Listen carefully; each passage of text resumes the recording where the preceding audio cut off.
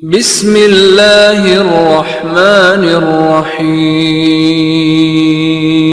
الحمد للہ رب العالمین والصلاة والسلام علی رسولہ محمد وآلہ وصحبہ اجمعین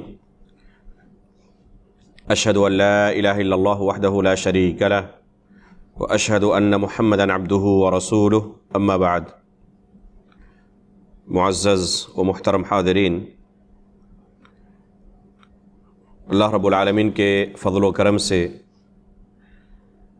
ایک بہت ہی اہم متن کی شرح کے لیے ہم حاضر ہوئے ہیں۔ وہ متن ہے امام بخاری رحمہ اللہ کا اپنے اساتذہ سے جو انہوں نے سلف صالحین کا عقیدہ نقل کیا ہے اس بارے میں۔ یہ متن اللہ کے فضل و کرم سے شیخ محمد التغلہ کی تحقیق سے مطبوع بھی ہے، اور کئی محدثین نے اپنی کتابوں میں مکمل امام بخاری رحمہ اللہ سے اس متن کو نقل کیا ہے، جیسے کہ امام لالکائی رحمہ اللہ نے شرح اصول اعتقاد اہل السنت والجماعہ کے اندر، امام ابن عساکر رحمہ اللہ نے تاریخ دمشق کے اندر، اور امام محمد بن طاہر المقدسی رحمہ اللہ نے الحجہ علی تارک المحجہ کے اندر نقل کیا ہے۔ یہ انتہائی مختصر لیکن جامع اور اہم متن ہے، جس میں امام بخاری رحمہ اللہ نے کسی ایک دو شخص کا قول نقل نہیں کیا ہے، بلکہ اپنے 1000 سے زائد اساتذہ اکرام جن سے امام بخاری رحمہ اللہ نے یہ علم حاصل کیا تھا، ان کا متفقہ عقیدہ نقل کیا ہے۔ اس زمانے میں جو بھی علم کے مراکز تھے، جن شہروں میں علماء کرام رہتے تھے اور طلبہ علم ان کی طرح سفر کر کے آتے تھے اور ان سے علم حاصل کرتے تھے، اپنا علمی پیاس بجھاتے تھے، تو ان تمام شہروں کے اندر جو بھی بڑے بڑے علماء اکرام تھے، جن میں سے بعض مشائخ کا انہوں نے صراحت کے ساتھ نام بھی لیا ہے اور اجمالی طور پر کہا ہے کہ 1000 سے زائد یہ اساتذہ اکرام ہیں جن کا یہ متفقہ عقیدہ میں نے پایا ہے۔ تو عقیدے کے 10 اہم اور بنیادی مسائل کا اس متن کے اندر امام بخاری رحمہ اللہ نے تذکرہ کیا ہے کہ اسی عقیدے پر میں نے اپنے تمام اساتذہ کرام کو پایا۔ تمام شہروں میں، پوری دنیا کے اندر جو بھی علم کے مراکز تھے، جہاں پر علماء اکرام موجود ہوتے تھے اور طلبہ علم ان کی طرف سفر کر کے علم حاصل کرنے کے لیے جاتے تھے، ان تمام کا یہ متفقہ عقیدہ ہے۔ لہذا ہمیں چاہیے کہ اس طرح کے متون کا ہم اہتمام کریں کہ ہمارے سلف صالحین کس عقیدے کے حامل تھے۔ یہی اصل منہج ہے جس پر چل کر ایک انسان آخرت کے اندر نجات پا سکتا ہے۔ لہذا پہلے ضروری یہ ہے کہ ہم اس منہج کے بارے میں معلومات حاصل کریں، معرفت حاصل کریں۔ جب تک ہمارے پاس علم نہیں ہوگا تب تک اس منہج پر چلنا ہمارے لیے مشکل ہوگا۔ اس لیے سب سے پہلے علم حاصل کرنا ضروری ہے کہ ہمارے سلف صالحین کس عقیدے و منہج کے حامل تھے۔ لہذا اس متن کو ہم انشاءاللہ یہاں پر پڑھیں گے اور پھر اس کی مختصر شرح بھی آپ کے سامنے پیش کرنے کی کوشش کریں گے۔ چنانچہ امام بخاری رحمہ اللہ فرماتے ہیں: لقیت اکثر من 1000 رجل من اہل العلم اہل الحجاز ومکہ والمدینہ والکوفہ والبصرہ وواسط وبغداد والشام ومصر، لقیتهم کرات قرنا بعد قرن ثم قرنا بعد قرن، ادرکتهم وهم متوافرون منذ اکثر من 46 سنہ، اہل الشام ومصر والجزیرہ مرتين والبصرہ 4 مرات فی سنین ذوی عدد، وبالحجاز 6 اعوام، ولا احصی کم دخلت الکوفہ وبغداد مع محدثی اہل خراسان۔ فرماتے ہیں کہ میں نے علماء کرام کی 1000 سے زیادہ تعداد جن کی ہے ان سے ملاقات کی. کہاں کہاں پر یہ علماء کرام مجھے ملے؟ پوری دنیا کا امام بخاری رحمہ اللہ نے چکر لگایا، سفر کیا، اور ان تمام شہروں میں جا کر وہاں کے کبار محدثین کے سامنے زانوِ تلمذ کو تہ کیا اور ان سے علم حاصل کیا. فرماتے ہیں کہ ان کی تعداد جن سے میں نے علم حاصل کیا، جن سے ملاقات کی، مختلف شہروں کے اندر ان کی تعداد 1000 سے زائد ہے. لقیت اکثر من 1000 رجل من اہل العلم، 1000 سے زیادہ علماء اکرام سے میں نے ملاقات کی. کن شہروں میں جا کر؟ ذرا غور کریں، آج کی تاریخ میں یہ تمام شہریں، بلکہ بعض ان میں سے ملک کی حیثیت اختیار کر چکے ہیں آج کی تاریخ میں، تو آپ پائیں گے کہ تقریباً انہوں نے ہزاروں کلومیٹر کا سفر کیا، اور پھر ان علماء اکرام کے سامنے بیٹھ کر انہوں نے اس علم کو حاصل کیا اور ان سے عقیدہ و منہج کا علم حاصل کیا، ساتھ میں حدیث کا بھی علم حاصل کیا. کیا فرماتے ہیں کہ یہ شہر کون کون سے تھے؟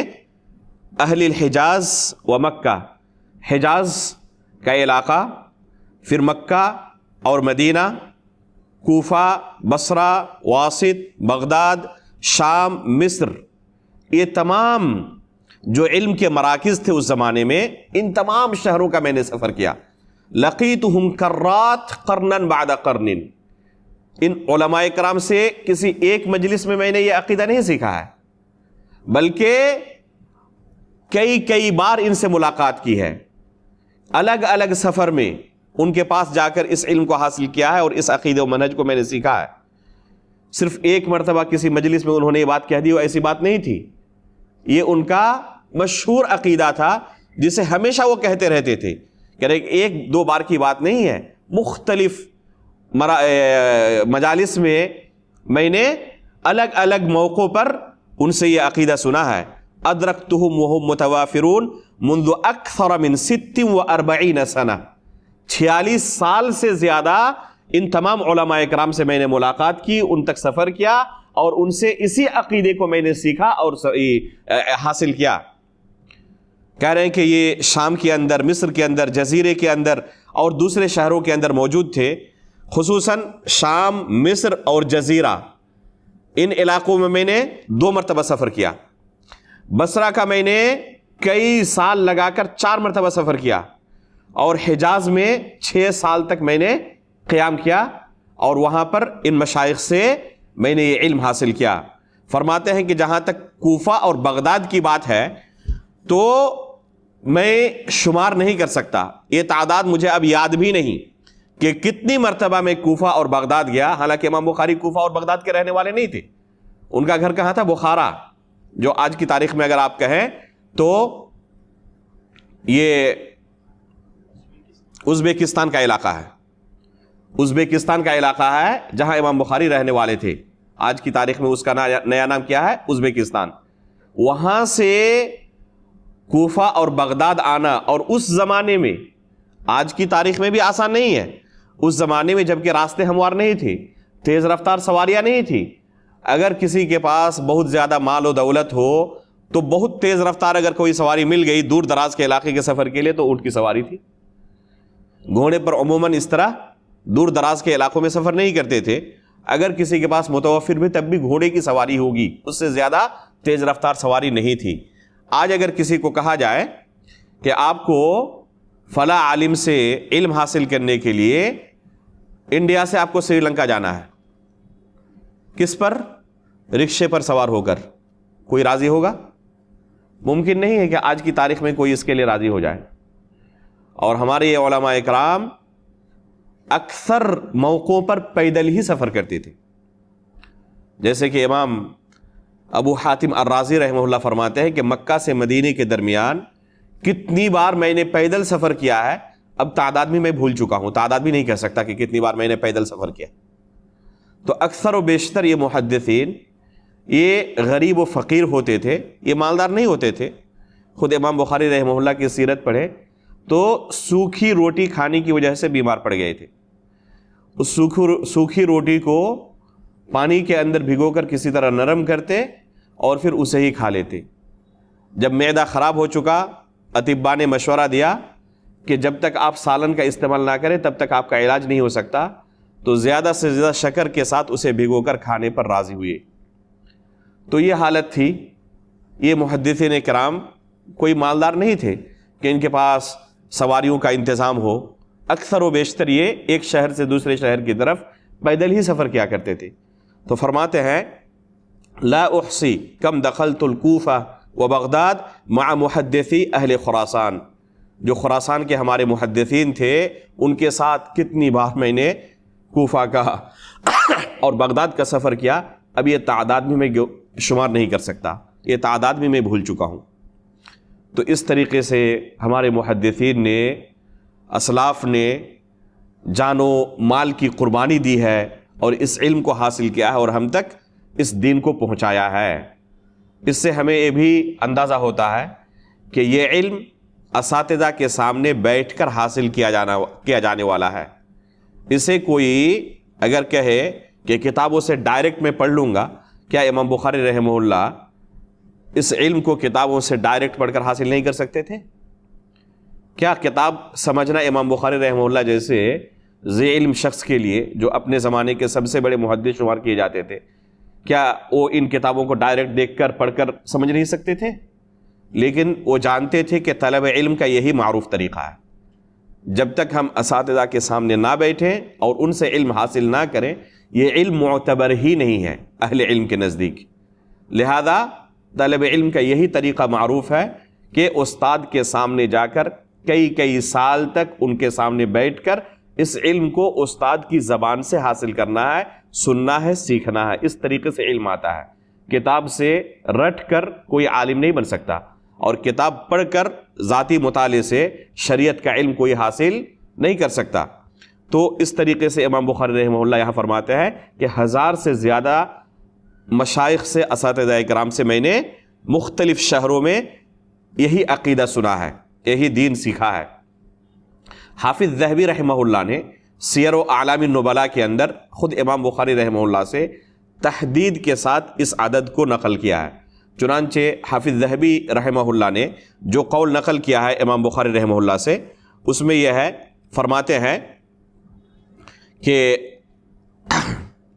امام بخاری رحمہ اللہ کے وراق جو تھے، جو کاتب تھے، جو لکھا کرتے تھے امام بخاری رحمہ اللہ کی حدیثوں کو، وہ فرماتے ہیں، محمد بن ابی حاتم جن کا نام تھا، سمعت البخاری قبل موته بشہر یقول كتبت عن 1080 رجلا ليس فيهم الا صاحب حدیث كانوا يقولون الایمان قول وعمل يزيد وينقص۔ فرماتے ہیں کہ امام بخاری رحمہ اللہ سے ان کی وفات کے 1 مہینہ پہلے، وفات سے 1 مہینہ پہلے میں نے سنا۔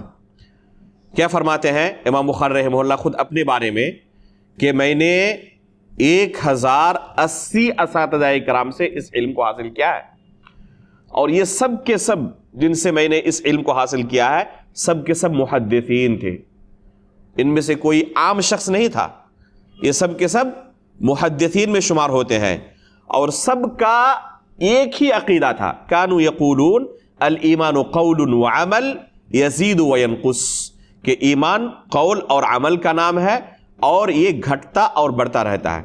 یہ حافظ ذہبی رحمہ اللہ نے سیر و اعلام النبلاء کی 12ویں جلد کے اندر امام بخاری رحمہ اللہ کا، جہاں پر انہوں نے ترجمہ ذکر کیا ہے، جہاں امام بخاری رحمہ اللہ کی سیرت ذکر کی ہے، وہاں تفصیل کے ساتھ امام بخاری رحمہ اللہ کی سیرت انہوں نے بیان کی ہے، جس میں سے ایک قول بھی وہاں پر موجود ہے۔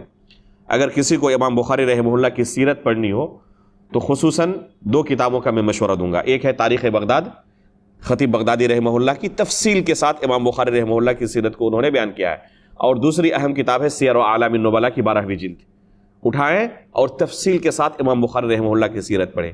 اس سیرت کو پڑھتے ہوئے آپ تھکیں گے نہیں، عربی زبان اگر کوئی سمجھ سکتا ہے تو اس سیرت کو پڑھتا جائے اس کی تھکاوٹ کبھی نہیں ہو سکتی، وہ کبھی ملل کا شکار نہیں ہو سکتا، بور نہیں ہو سکتا، اتنا یعنی انٹرسٹڈ ہے، ایک سطر سے آپ ایک دم اب محسوس کریں گے کہ علم کی دنیا کے اندر میں داخل ہو چکا ہوں، علم کے سمندر کے اندر داخل ہو چکا ہوں۔ تو اگر کوئی عربی زبان سمجھ سکتا ہو تو ان 2 کتابوں کو ضرور پڑھے، اور امام بخاری رحمہ اللہ کی سیرت جو ہمارے اسلاف نے ذکر کی ہے اسے ضرور معلوم کرے. تو یہاں حافظ ذہبی رحمہ اللہ نے امام بخاری رحمہ اللہ کا جو اساتذہ کی تعداد نقل کیا ہے وہ ہے 1080، اور ان میں سب کا عقیدہ متفقہ طور پر کیا تھا؟ الایمان قول و عمل و یزید و ینقص. یہی عقیدہ اس متن کے اندر امام بخاری نے پہلے نمبر پر ذکر کیا ہے. چنانچہ امام بخاری رحمہ اللہ آگے کیا فرماتے ہیں؟ اپنے ان اساتذہ میں سے چند اساتذہ کا نام خصوصی طور پر انہوں نے ذکر کیا ہے. چنانچہ فرماتے ہیں کہ کوفہ اور بغداد کے اندر جن محدثین کرام سے، جن اساتذہ سے میں نے اس عقیدے کو سنا ہے، ان میں سے چند نام یہ ہیں: مکی بن ابراہیم رحمہ اللہ، یحییٰ بن یحییٰ، علی بن حسن بن شقیق، قتیبہ بن سعید اور شہابی بن معمر. ان میں سے خصوصاً دو لوگوں کے بارے میں بیان کرنا چاہوں گا. ایک ہے مکی بن ابراہیم رحمہ اللہ. امام بخاری رحمہ اللہ جو ثلاثی اسانید صحیح بخاری کے اندر روایت کرتے ہیں، یعنی امام بخاری کے درمیان اور اللہ کے رسول صلی اللہ علیہ وسلم کے درمیان صرف 3 لوگ ہیں. ایک تو صحابی ہو گئے، دوسرے تابعی، اور تیسرے امام بخاری کے استاد. بس 3 لوگ اللہ کے رسول کے درمیان اور امام بخاری کے درمیان. تو وہ کون ہوتے ہیں؟ ثلاثیات جہاں امام بخاری رحمہ اللہ روایت کرتے ہیں، اکثر و بیشتر پائیں گے کہ مکی بن ابراہیم جو امام بخاری کے استاد تھے انہی سے روایت کرتے ہیں اکثر و بیشتر اپنے ثلاثیات کو. اور اسی طریقے سے قتیبہ بن سعید رحمہ اللہ، یہ تھے افغانستان کے، موجودہ زمانے میں اگر کہا جائے تو یہ افغانستان کے تھے، بغلان کے رہنے والے تھے. اور بغلان ہے کہاں؟ یہ بغلان افغانستان کے اندر واقع ہے. قتیبہ بن سعید رحمہ اللہ خصوصاً عقیدے اور منہج کے باب میں انتہائی پختہ عالم دین تھے. ان کے بارے میں ایک واقعہ نقل کیا جاتا ہے، محدثین نے ذکر کیا ہے. ان کے والد سعید بن جمیل بن طریف رحمہ اللہ فرماتے ہیں کہ میں نے ایک رات خواب میں اللہ کے رسول صلی اللہ علیہ وسلم کو دیکھا، اور رسول اللہ صلی اللہ علیہ وسلم کے ہاتھ میں ایک رجسٹر ہے. تو میں نے پوچھا اللہ کے رسول سے کہ اللہ کے رسول اس میں کیا ہے؟ تو رسول اللہ صلی اللہ علیہ وسلم نے فرمایا کہ اس میں میری امت کی علماء کا نام موجود ہے. تو میں نے کہا کیا اس میں میرے بیٹے کا نام ہے؟ میں دیکھوں. تو میں نے اس میں چیک کیا تو میرے بیٹے قتیبہ کا نام موجود تھا. اللہ اکبر! اس سے بڑا شرف اور کیا ہو سکتا ہے کہ اللہ کے رسول صلی اللہ علیہ وسلم کے ہاتھ میں رجسٹر ہے جس میں امت کے علماء کا نام موجود ہے، اور اس میں قتیبہ بن سعید رحمہ اللہ جو امام بخاری رحمہ اللہ کے استاد ہیں ان کا نام اس میں موجود ہے. تو یہ ہے قتیبہ بن سعید رحمہ اللہ، خصوصاً عقیدے کے باب میں انتہائی پختہ. ان کے عقیدے کے بہت سارے اقوال موجود ہیں تاریخ کی کتابوں میں، عقیدے کی کتابوں میں، وہاں مراجعہ کیا جا سکتا ہے. تو کوفہ اور بغداد میں انہوں نے ان اساتذہ اکرام سے اس عقیدے کو سنا. چند نام انہوں نے ذکر کیا، لیکن مجموعی تعداد کتنی ہے؟ 1000 سے زیادہ، جیسے کہ انہوں نے شروع میں کہا. وبالشام محمد ابن یوسف الفریابی، کہتے ہیں کہ ملک شام کے اندر میں نے کن اساتذہ اکرام سے اس عقیدے کو سنا ہے؟ ایک ہے محمد ابن یوسف الفریابی، اسی طرح ابو مسہر عبد الاعلی بن مسہر، و ابو المغیرہ عبد القدوس بن الحجاج، و ابو الیمان الحکم بن نافع. ان خصوصاً ابو الیمان سے امام بخاری نے کافی زیادہ حدیثیں صحیح بخاری کے اندر روایت کی ہیں. اسی طرح محمد ابن یوسف الفریابی سے بھی. ومن بعدہم عدۃ کثیرہ، کہہ رہے ہیں کہ ان کی تعداد میں شمار نہیں کر سکتا، بے شمار اور بھی دوسرے ہمارے مشائخ تھے. مصر کے اندر کن مشائخ سے انہوں نے اس عقیدے کو سنا؟ ان میں سے بعض نام ذکر کرتے ہیں، کہتے ہیں یحییٰ بن بکیر ہے، ابو صالح کاتب اللیث بن سعد ہے، اسی طرح سعید بن ابی مریم و اسبغ بن الفرج و نعیم بن حماد. خصوصاً یہ نعیم بن حماد جو ہیں، یہ ان کے بعض اقوال عقیدے کے باب میں انتہائی مشہور ہیں. بعض اقوال عقیدے کے باب میں انتہائی مشہور ہیں، جیسے کہ یہ قول من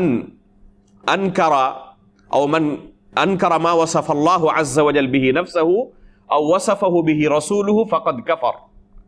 فرماتے ہیں کہ اگر یہ نعیم بن حماد رحمہ اللہ کا قول ہے جو اصول کی حیثیت اختیار کر چکا ہے، علماء اس قول کو اصول کی حیثیت سے پیش کرتے ہیں، نعیم بن حماد رحمہ اللہ کے اس قول کو. کیا فرماتے ہیں؟ من انکر ما وصف اللہ بہ نفسہ فقد کفر. اللہ رب العالمین نے اپنے بارے میں جو کچھ قرآن کے اندر بیان کیا ہے، او رسولہ صلی اللہ علیہ وسلم، یا رسول اللہ صلی اللہ علیہ وسلم نے اپنی احادیث کے اندر اللہ کے بارے میں جو کچھ بیان کیا ہے، اگر کسی نے کسی ایک صفت کا بھی انکار کیا، اللہ تعالیٰ نے اپنے لیے ثابت کیا ہے، اللہ کے رسول نے اللہ کے لیے اس صفت کو ثابت کیا ہے، اور کوئی اپنے عقل کا استعمال کرتے ہوئے کیا کہے کہ یہ عقل کے اندر آنے والی بات نہیں ہے، کیسے ہم اس کو تسلیم کر لیں؟ جیسے کہ مولانا مودودی نے تفہیم القرآن کے اندر اور تفہیمات کے اندر ایک دو جگہوں پر نہیں، بے شمار جگہوں پر اللہ رب العالمین کی صفات کا انکار کیا ہے. مثلا اللہ رب العالمین عرش پر مستوی ہے، اس کا انکار کیا. اللہ رب العالمین کی آنکھ ہے، جہاں پر بھی قرآن کے اندر آیت آئی ہے وہاں کسی بھی جگہ عین کا ترجمہ آنکھ سے نہیں کیا ہے. اللہ رب العالمین کے ہاتھ ہیں، اس کا انکار کیا اور کہا کہ اگر کسی کو لگ رہا ہے کہ جس طرح اعضاء ہوتے ہیں وہ ہاتھ مراد ہے اللہ رب العالمین کے لیے، تو یہ بالکل اللہ کے لیے جائز نہیں. تو اس طرح تفہیم القرآن کے اندر مختلف جگہوں پر اللہ رب العالمین کے لیے پنڈلی کا ثبوت ہے، حدیث کے اندر اس کا بھی انکار کیا. اسی طرح قرآن کے اندر اللہ رب العالمین نے بیان کیا وَيَحْمِلُ عَرْشَ رَبِّكَ فَوْقَهُمْ يَوْمَئِذٍ ثَمَانِيَةٌ کہ قیامت کے دن اللہ رب العالمین کے عرش کو 8 فرشتے اٹھائے ہوئے ہوں گے. کہتے ہیں کہ یہ تصور ہی نہیں کیا جا سکتا کہ اللہ کے عرش کو کوئی اٹھایا ہوا ہو. اللہ رب العالمین خود بیان کر رہے ہیں، لیکن انہیں تسلی نہیں ہے. یہ اپنے عقل سے کسی چیز کو چیک کریں گے اور عقل کے اندر آئے تو قبول ہے اور نہ قبول نہیں ہے. تو اس طریقے سے پوری تفسیر کے اندر اللہ رب العالمین کی صفات کا انہوں نے انکار کیا، اور اہل بدعت کا جو طریقہ تھا اسی طریقے پر پوری تفسیر کو لکھی ہے. نعیم بن حماد رحمہ اللہ کیا فرماتے ہیں کہ اگر کسی نے اللہ رب العالمین کی کسی صفت کا انکار کیا، یا اللہ کے رسول صلی اللہ علیہ وسلم نے جن صفات کا تذکرہ کیا ہے اللہ کے بارے میں کسی کا انکار کیا، تو کیا ہو جائے گا؟ وہ کافر ہو جائے گا. ایک عام قاعدہ ہے، کسی شخص پر اس قاعدے کو نافذ کرنے سے پہلے اور متعینہ طور پر کسی پر یہ حکم لگانے سے پہلے بہت سارے اصول و ضوابط ہیں جن کی رعایت ضروری ہے. اسی کے بعد کسی کے بارے میں تعیین کے ساتھ فیصلہ کیا جا سکتا ہے کہ یہ اہل اسلام میں سے ہے یا اہل کفر میں سے ہے. لیکن یہ عمومی حکم لگایا جائے گا کہ جو بھی اس راستے پر چلے گا اس کا حکم یہ ہے.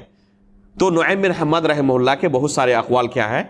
عقیدے کے باب میں اصول کے طور پر بیان کیے جاتے ہیں. تو امام بخاری رحمہ اللہ کے استاد ہیں مصر کے اندر، امام بخاری رحمہ اللہ نے ان سے بھی ملاقات کی. کہتے ہیں مکہ کے اندر جن مشائخ سے میں نے ملاقات کی ان میں سے کون ہے؟ عبداللہ بن یزید المقری رحمہ اللہ ہے، حمیدی رحمہ اللہ ہے، سلیمان بن حرب جو مکہ کے قاضی تھے اس زمانے میں، اور احمد بن محمد الازرقی رحمہ اللہ ہے، جن میں سے پہلے دو نام عبداللہ بن یزید المقری اور امام حمیدی ایک کبار محدثین میں شمار ہوتے ہیں. مدینے کے اندر جن مشائخ سے انہوں نے ملاقات کی ان میں سے چند نام انہوں نے ذکر کیا ہے. اسماعیل بن ابی وائس رحمہ اللہ ہے، جن سے صحیح بخاری کے اندر کافی حدیثیں امام بخاری نے روایت کی ہے. اسی طرح مطرف بن عبداللہ ہے، اسی طرح عبداللہ بن نافع الزبیری ہے، احمد بن ابی بکر ابو مصعب الزہری ہے، ابراہیم بن حمزہ الزبیری اور ابراہیم بن منذر الحزامی ہے.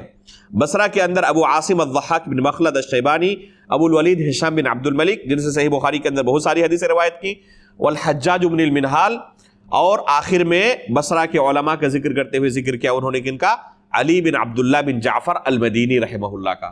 امام بخاری کے زمانے میں سب سے بڑے محدث کے طور پر یہی شمار ہوتے تھے، خصوصاً جرح و تعدیل کے باب میں ان کی کوئی مثال نہیں تھی، ان کا کوئی ہم پلہ نہیں تھا.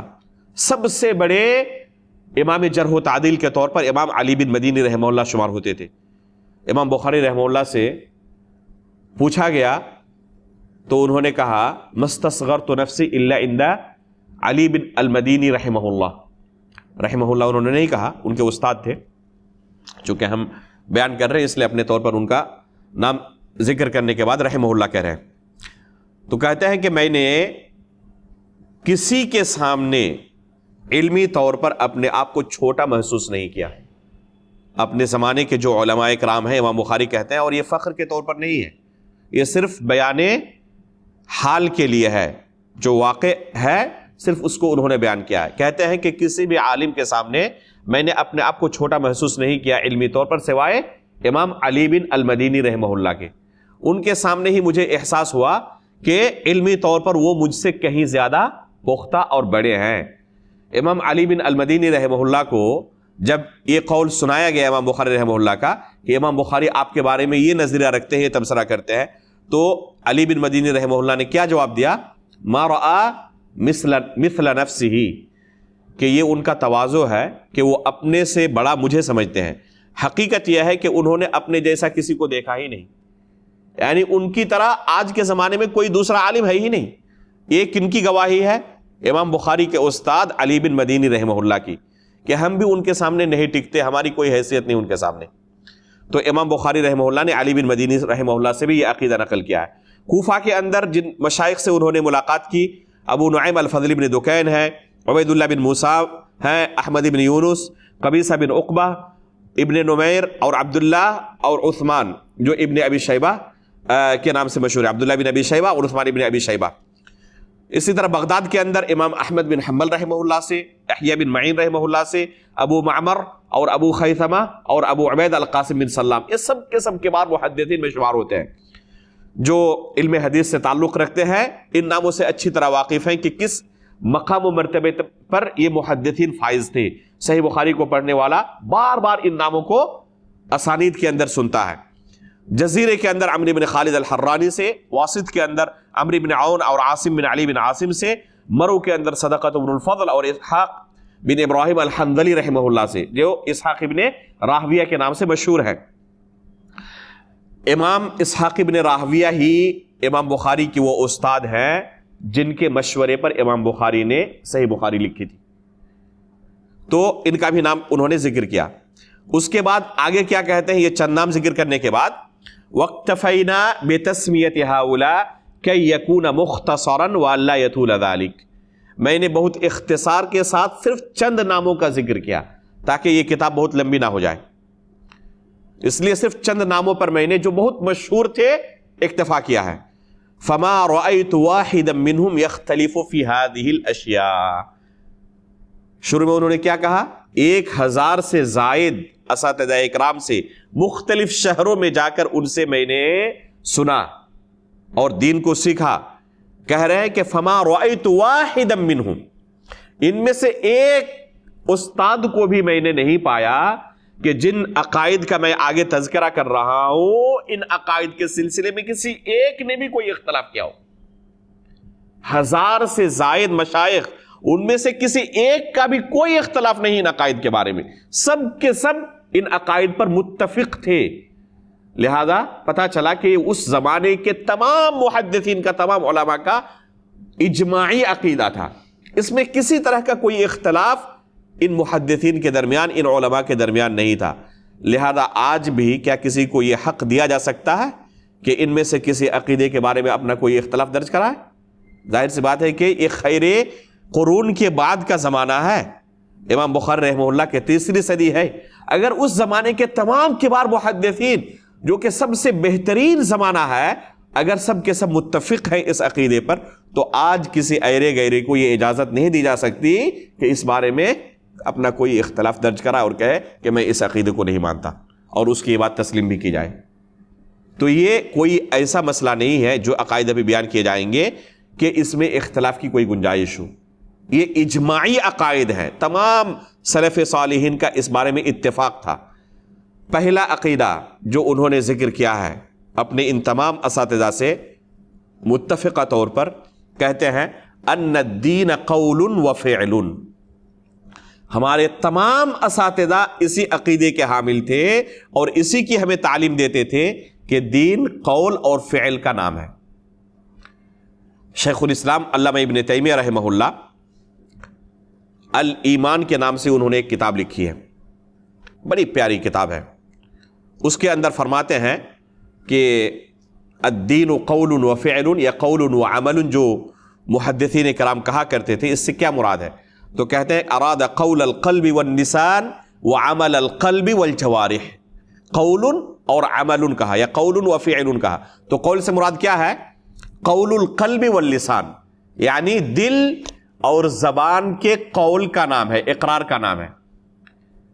جب تک ایک بندہ دل سے اور زبان سے اقرار نہ کرے تب تک اسے مسلمان نہیں سمجھا جا سکتا. اگر کوئی اپنے آپ کو مسلمان ہونے کا دعویٰ کرتا ہے تو اسے دل سے اور زبان سے کلمہ لا الہ الا اللہ کا اقرار کرنا پڑے گا. دین کے دوسرے مسائل جو کتاب و سنت کے اندر ثابت ہیں ان کا اقرار کرنا پڑے گا، اور عمل بھی اس دین کا حصہ ہے، قول بھی اور ساتھ میں فوراً وعمل، کہ عمل بھی. عمل سے مراد عمل القلب والجوارح، دل کا اور اعضاء و جوارح کا عمل. عمل دو طریقے سے ہوتا ہے، ایک عمل دل کا ہوتا ہے اور ایک عمل اعضاء و جوارح کا. جو ہم اعمال کرتے ہیں، اللہ رب العالمین کی عبادت کرتے ہیں، یہ عبادتیں دو طرح کی ہیں. کچھ عبادتیں ایسی ہیں جن کا تعلق دل سے ہے، اور کچھ عبادتیں ایسی ہیں جن کا تعلق اعضاء و جوارح سے ہے.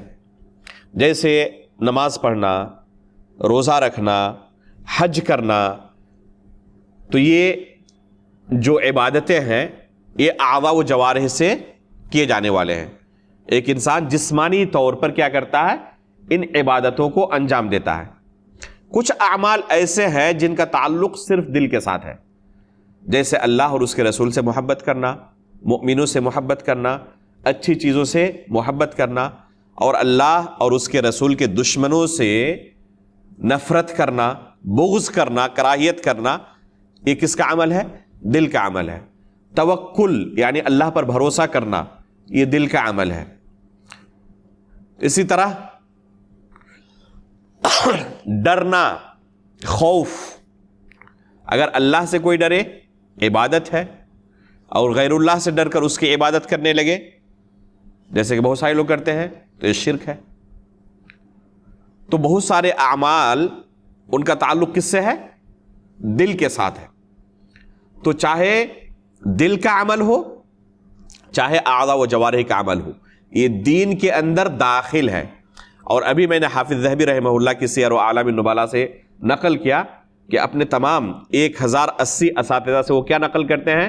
کانوا یقولون الایمان قول وعمل ویزید وینقص، کہ دین ایمان کیا ہے؟ قول اور عمل کا نام ہے، اور یہ گھٹتا بڑھتا رہتا ہے. یہ ایمان جو ہے اس میں کمی و بیشی واقع ہوتی رہتی ہے. ایک حالت پر کسی انسان کا ایمان اور کسی انسان کا دین نہیں رہتا. کبھی اس کے اندر بہت زیادہ بڑھوتری ہوتی ہے. وَإِذَا تُلِيَتْ عَلَيْهِمْ آيَاتُهُ زَادَتْهُمْ ایمانا.